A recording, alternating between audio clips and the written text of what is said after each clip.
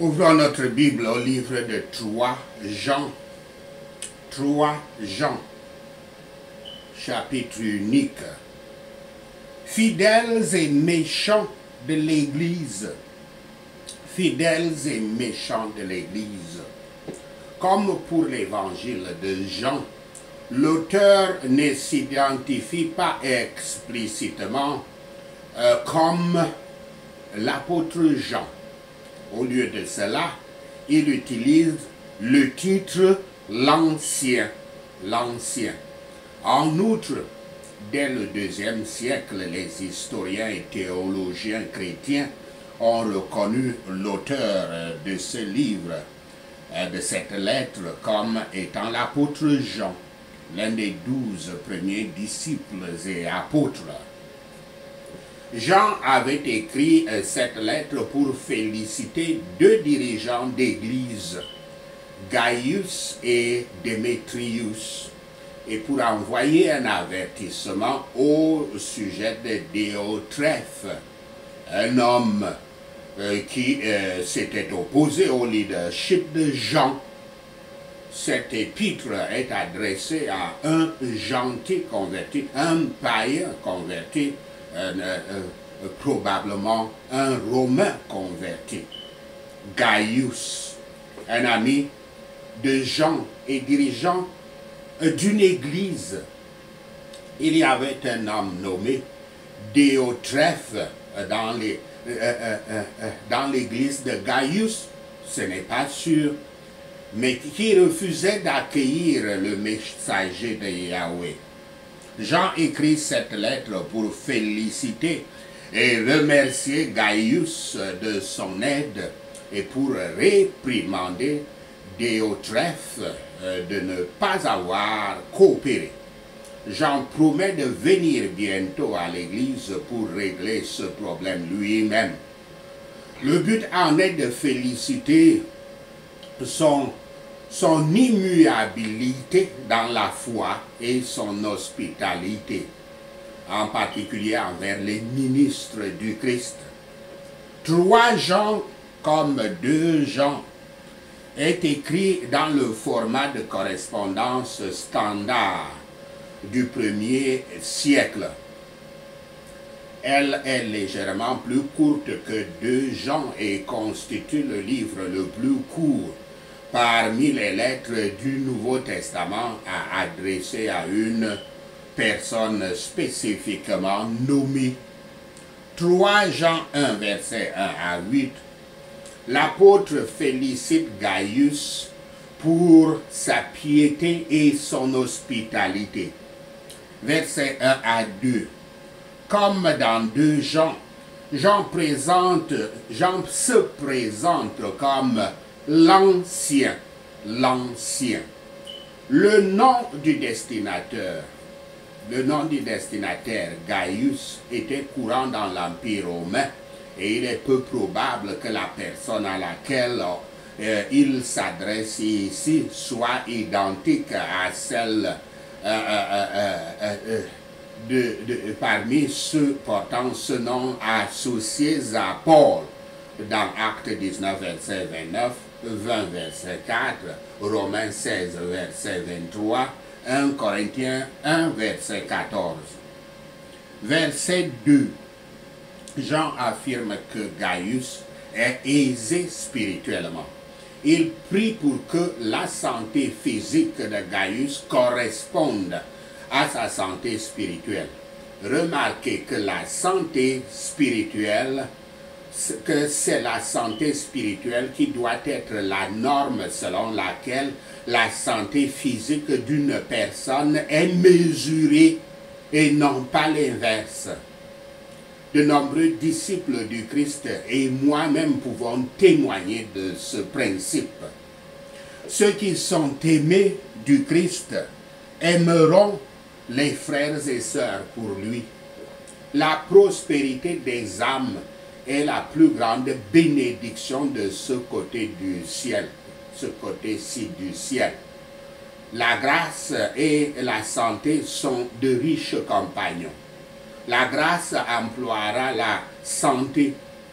Une âme riche peut être logée dans un corps faible, et la grâce doit alors être exercée en se soumettant à une telle exception.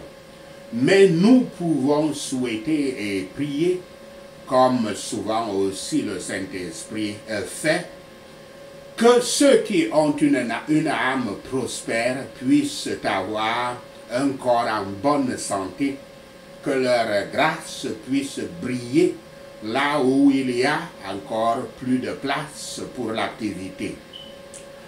Combien y a-t-il de professeurs, d'enseignants, prédicateurs, sur lesquels il faut inverser les paroles de Paul, les paroles de l'apôtre Jean. Et nous devons sincèrement souhaiter et prier pour que leurs âmes puissent prospérer comme le font leur santé et leurs circonstances. La vraie foi travaillera par amour. Un bon témoignage est attendu de ceux qui reçoivent le bien. Ils ne pouvaient que témoigner auprès de l'Église de ce qu'ils avaient trouvé et ressenti. Les bonnes personnes se réjouiront de la prospérité de l'âme des autres, et elles sont heureuses d'entendre parler de la grâce et de la bonté des autres. Et comme c'est une joie pour les bons parents, ce sera une joie pour les bons ministres de voir leur peuple, leur communauté orner leur profession.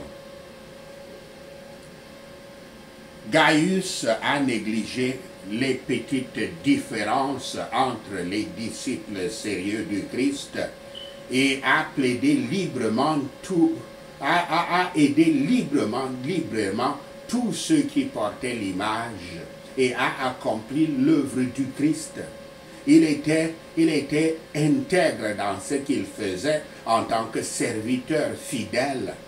Les âmes fidèles peuvent attendre leur propre louange, peuvent entendre leur propre louange sans être gonflés d'orgueil. La recommandation de ce qui est bon en eux les pose au pied de la croix du Christ. Les disciples du Christ devraient considérer non seulement ce qu'ils doivent faire, mais aussi ce qu'ils peuvent faire. Ils devraient faire même les actions communes de la vie et de la bonne volonté selon un type de piété divine, servant Yahweh en elle et concevant sa gloire. Ceux qui font librement connaître l'évangile du Christ devraient être aidés par d'autres à qui Yahweh donne des moyens matériels. Ceux qui ne peuvent pas eux-mêmes proclamer l'évangile peuvent encore recevoir, aider et soutenir ceux qui le font. 3 Jean, versets 9 à 12. Il le met en garde de ne pas prendre parti pour Diotrephe, un esprit turbulent, mais recommande Démétrius comme un homme de caractère excellent. Verset 9. Diotrephe semble être une personne influente ou peut-être un leader dans une église locale connue de Gaius, mais à laquelle Gaius lui-même n'appartient pas nécessairement.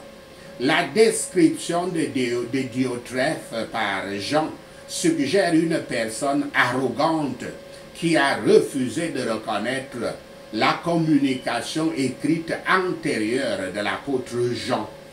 Cette communication concernait probablement les missionnaires itinérants mentionnés dans le verset suivant. Et Diotrephe a refusé de reconnaître le pouvoir de Jean d'intervenir dans cette affaire. Pour Diotrephe, cela pourrait être une question d'autorité de l'apôtre Jean et de la juridiction locale sur de telles choses. Verset 10. L'Église mentionnée ici que Jean doit pouvoir visiter n'est pas la même que celle mentionnée au verset 6, à laquelle Jean appartient apparemment ou dont il est responsable. Il semble probable que Gaius appartienne à ou est responsable de une église locale alors que Diotrephe est dans une autre. Si Jean leur rend visite, il exposera le comportement de Diotrephe, puisque Diotrephe a porté des accusations injustifiées contre l'apôtre Jean. Jean portera lui-même des accusations contre Diotrephe. Verset 12. Démétrius est apparemment une personne que Gaius n'a pas rencontrée, pas encore rencontrée. Il a une bonne réputation et il est possible qu'il soit le leader des missionnaires itinérants. Jean recommande Démétrius à Gaius. Le cœur et la bouche doivent être surveillés. Le tempérament et l'esprit, le tempérament et l'entendement, ou même l'esprit de Diotrephe était plein d'orgueil et d'ambition. Il est mauvais de ne pas faire le bien nous-mêmes, mais il est pire d'empêcher ceux qui veulent faire le bien. Les mises en garde et les conseils empreints d'amour sont plus susceptibles d'être acceptés. Suivez ce qui est bon, car celui qui fait le bien et se réjouit est né de Yahweh. Les travailleurs du mal, les faiseurs du mal prétendent ou se vantent en vain de connaître Dieu. Ne suivons pas celui qui est orgueilleux, égoïste et de mauvais dessein, même si l'exemple peut être donné par des personnes de rang ou de pouvoir. Mais soyons disciples de Yahweh et marchons dans l'amour à la suite en suivant le bon exemple de notre Seigneur Yahshua. 3 Jean, versets 13 à 14. Jean espère bientôt voir Gaius. Comme dans la clôture de 2 Jean, l'apôtre Jean dit qu'il a beaucoup de choses à écrire à Gaius, mais préfère parler en personne. Il semble que Jean prévoit une visite personnelle dans un proche avenir. C'est peut-être la même visite que celle mentionnée à propos de Diotrephe au verset 10. L'église de Gaius et celle de Diotrephe étaient peut-être situées dans la même ville ou dans des villes voisines, de sorte que Jean compte les visiter lors du même voyage. Voici le personnage de Démétrius, un nom dans l'Évangile ou un bon récit dans les églises vaut mieux qu'un honneur terrestre. Peu de gens reçoivent de bonnes appréciations et parfois il est mauvais d'être de ceux-là. Heureux ceux dont l'esprit et la conduite les félicitent devant Yahweh et le peuple. Nous devons être prêts à témoigner d'eux. Et il est bon que ceux qui recommandent puissent faire appel à la conscience de ceux qui connaissent la plupart de ceux qui sont recommandés. Une conversation personnelle ensemble évite souvent temps et ennuis et les erreurs qui découlent des lettres. Et les disciples du bon Christ pourraient bien être heureux de se voir. La bénédiction est « la paix soit avec vous », entre guillemets, « la paix soit avec vous ». Tout le bonheur vous attend, c'est ça que ça veut dire. Ceux qui espèrent vivre ensemble au ciel peuvent bien se saluer et se saluer sur la terre. En nous associant avec et en reproduisant l'exemple de tels disciples du Christ, nous aurons la paix intérieure et vivrons en paix avec nos frères et sœurs. Nos communications avec le peuple du Seigneur sur la terre seront agréables et nous serons comptés nous serons comptés avec lui dans la gloire éternelle. Sachez ceci et le Seigneur Yahweh vous bénira. Prenons ces points de prière, prions. En tant qu'ancien, j'aimerais le disciple du Christ dans la vérité, au nom de Yahshua le Messie. Je prierai toujours pour que les disciples du Christ jouissent d'une bonne santé, au nom de Yahshua le Messie. Je prierai toujours pour que tout aille bien avec les disciples du Christ, comme leur âme se porte bien, au nom de Yahshua le Messie. Je vais ressentir une grande joie lorsque les croyants viendront témoigner de leur fidélité à la vérité, au nom de Yahshua le Messie. Je vais ressentir une grande joie lorsque les croyants racontent comment ils continuent de marcher dans la vérité, au nom de Yahshua le Messie. Je n'aurai pas plus grande joie que d'apprendre que mes enfants marchent dans la vérité, au nom de Yahshua le Messie. Nous serons fidèles dans ce que nous faisons pour les frères et sœurs, même s'ils nous sont étrangers, au nom de Yahshua le Messie. Car ils parleront de notre amour à l'Église, au nom de Yahshua le Messie. C'est pour le nom de Yahweh qu'ils sortent sans recevoir l'aide des parents, au nom de Yahshua le Messie.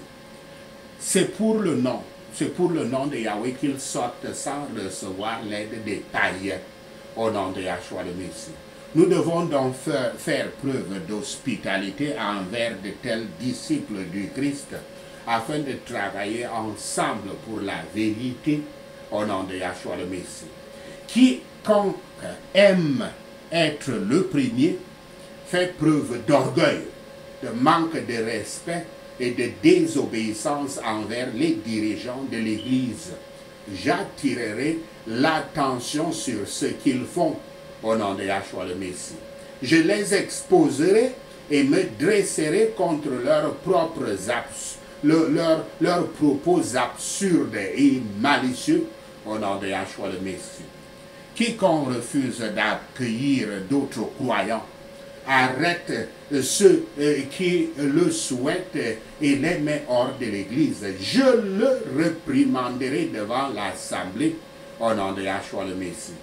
Car les anciens qui pêchent, vous devez les réprimander devant tout le monde, afin que les autres soient avertis, au nom de Yahshua le Messie. Je n'imiterai pas ce qui est mal, mais ce qui est bon, au nom de Yahshua le Messie. Quiconque fait ce qui est bien vient de Yahweh, au nom de Yahshua le Messie. Quiconque fait ce qui est mal n'a pas vu Yahweh, au nom de Yahshua le Messie. Tous ceux qui parlent bien, et même de la vérité même, si tout ce dont on parle du bien, et même de la vérité même, en parleront aussi bien. Et je sais que mon témoin, laissez-moi redire ceci. Tout ce dont on parle en bien, et même la vérité elle-même parle en bien, j'en parlerai aussi en bien. Et je sais que mon témoignage sera vrai. Merci Seigneur Yahweh d'avoir attendu nos prières. Merci Père pour tes réponses à nos prières. Seigneur, nous te rendons gloire, nous te louons, nous t'adorons. Nous bénissons ton Saint-Nom. Au nom de Yahshua le Messie, nous prions. Amen. Hallelujah.